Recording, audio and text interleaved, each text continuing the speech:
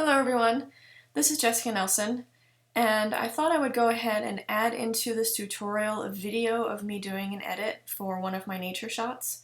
So this particular photo is an Indigo Bunting, and I shot it a couple of weeks ago in the afternoon.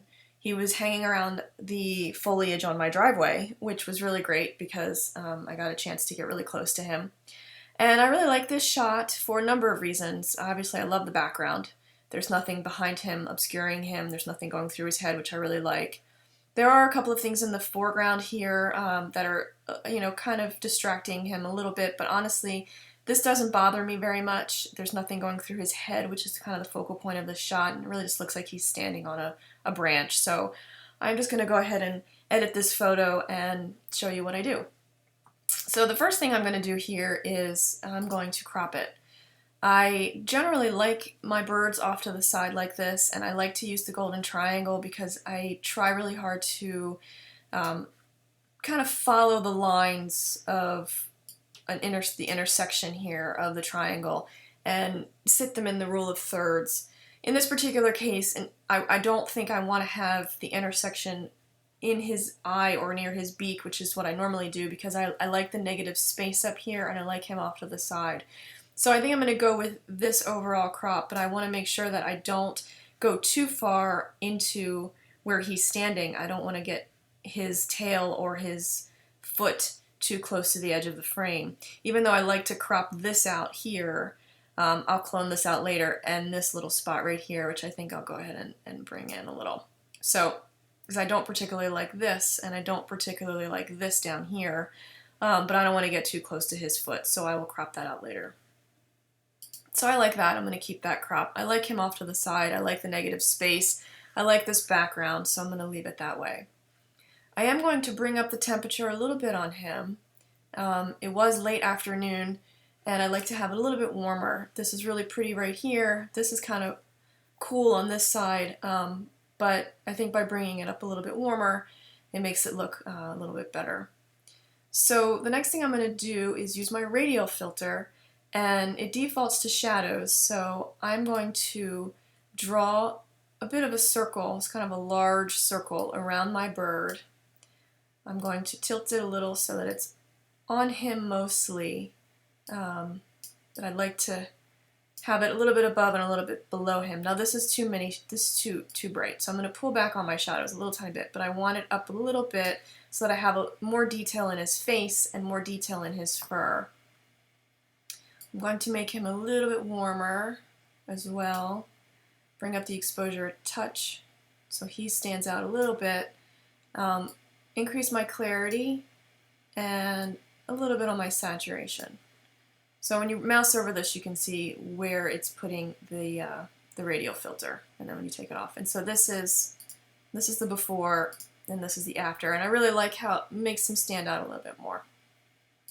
Okay, so the next thing I'm going to do is I'm working my way down my panel, so I'm going to increase the clarity a little tiny bit here so that I get some clarity in the leaves, and I get a little bit of clarity in the background. I'm going to bring the highlights back a touch. I don't have anything blown here, which is good, but I don't want this area to be too bright, so I'm going to bring that back a little tiny bit. I'm going to add in a little bit of the blacks to give it some contrast, and I'm going to pull up the shadows just a tiny little bit overall so that all this part right here is a little bit brighter. And then maybe a touch bit more on saturation. I don't want to get too much of the greens too bright, so the next thing I'm going to do is come down here and work with my greens. So I'm going to pull back on the luminance, makes it a little bit darker, and I'm just going to pull back on the saturation. I tend to do that a lot when I shoot in the summer because I think that the greens are a little bit too neon, and in some cases a little bit too yellow. So I'm actually going to change the hue slightly and make it a little bit more green and less yellow. And I'm going to go over to my yellow panel and kind of do the same. Bring the saturation down, bring the luminance down a little bit, and then make it a little bit more orangey. And I like that better. Okay.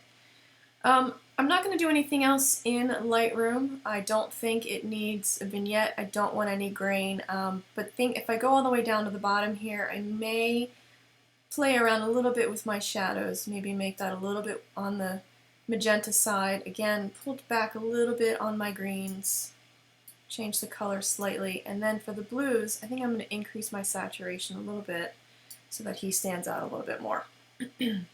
Okay, sorry, so that's what I'm going to do here for Lightroom, and I'm going to take this image and I'm going to export it, and I'm going to export it into the original folder that it's in and put it into a subfolder, which is how I export all of my files.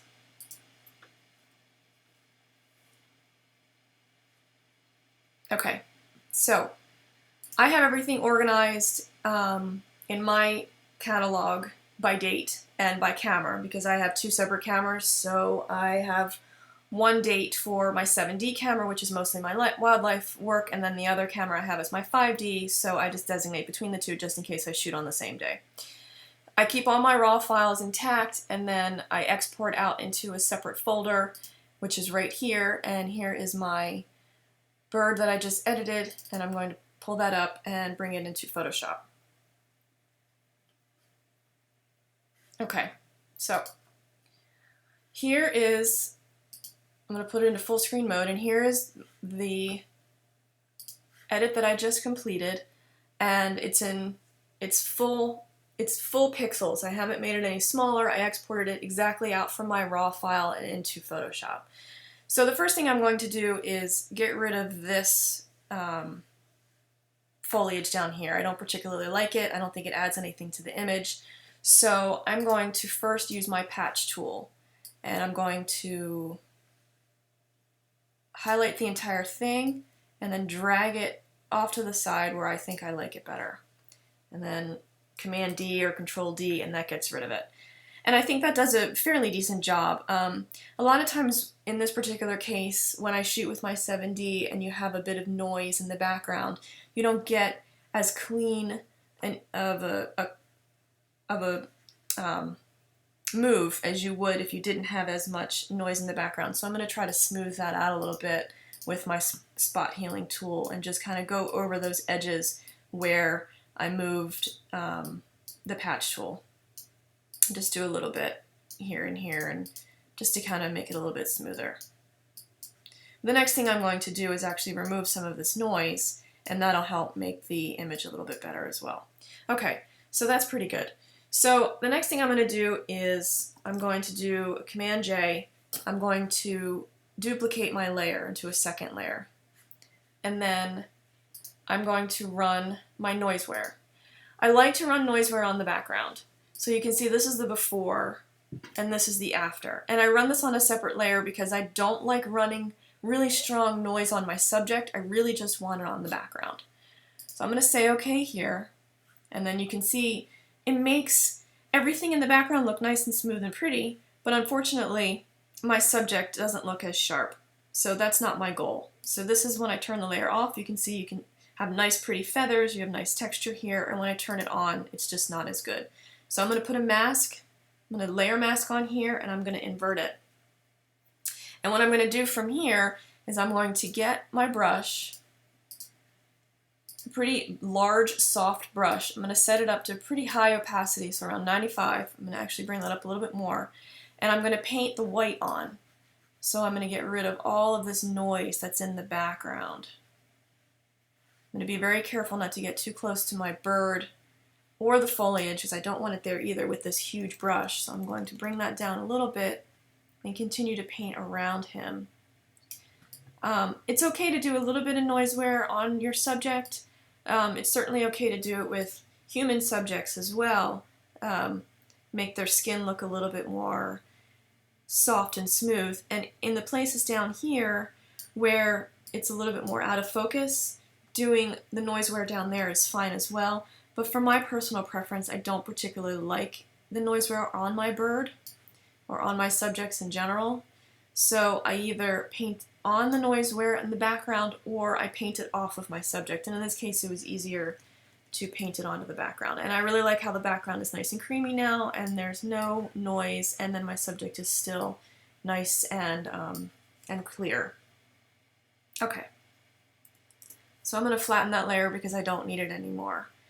And that's really all I'm going to do with this image. It's actually quite, it was quite nice conditions when I was shooting this one, and I really particularly liked how he was sitting and how the background was. I even like it. There's a little tiny bit of rim light. I do think, though, there is one tiny little spot on his face that's right here, I think, which is white, and I might just clean that up just a touch. Clean up a little bit around his face and his eye, just to kind of get those spots off of his face. And that's really it. And so from here, I would save it as a high-res file. So it's saved now in my JPEG. I still have my, my RAW file that I can have in Lightroom, and I can still make changes to it over here if I'd like. If I want to make more changes to it, I'm good with my RAW file in Lightroom.